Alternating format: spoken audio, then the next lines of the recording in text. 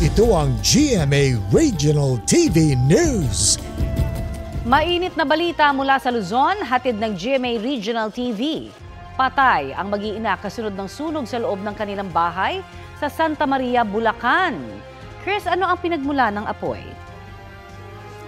Connie, lumalabas sa investigasyon na binuhusan ng paint thinner ng ina ang tatlo niyang anak bago niya silaban ang mga bata. Ang mainit na balita hatid ni CJ Torida ng GMA Regional TV. May 15 nang magatanggap ng report ang Bureau of Fire Protection na may lumalabas na usok sa isang bahay sa Santa Maria, Bulacan. Yung generator kasi, ito po yung nakapadlock. So diyan ka pinasok mo na? Opo, pinasok na po namin. Yung doorknob, sinira na rin kasi nakalak din yung doorknob. Talagang corner na corner. Pagpasok nila sa bahay, puno na raw ito ng usok. May thinner tsaka gas. Tsaka mabahong kutsyon, yung usok ng kutsyon. Sobrang hirap po huminga din sa loob kasi sobrang kapala ng usok. Pagdating ng mga bumbero, naapula na ng mga kapitbahay ang apoy. May nakita kasi kami dalawang bote ng paint thinner at saka isang box ng posto.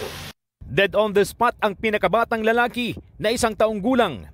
Habang dinala pa sa ospital ang kanyang ina at 2 kapatid na edad 3 at 6. Nasawi rin silang 3 habang ginagamot sa ospital. Bago masawi, naikwento pa raw ng isang bata ng nangyari sa loob ng bahay.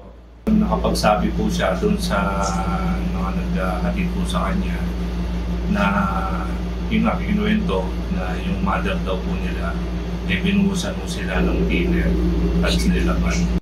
Nakapaghain pa ang pulisya ng reklamong parricide laban sa kanya. Pero ipinababawi na iyon ng kanyang mister matapos masawi ang ina. Ayon sa mga otoridad, wala ang tatay ng mga bata nang mangyari ang insidente. Nakakausap naman po namin through cellphone. Yun nga po, umiiyak. Nalulungkot din. Siyempre kung bakit nangyari yung gano'n. Nakaburol na ang mag-iina at nakatagdang ilibing sa Sabado. Tumangging magpakuha ng video at magbigay ng pahayag ang mga kaanak na nasa burol. Patuloy pang inaalam ng pulisya ang motibo sa krimen. CJ Torida ng GMA Regional TV, nagbabalita para sa GMA Integrated News.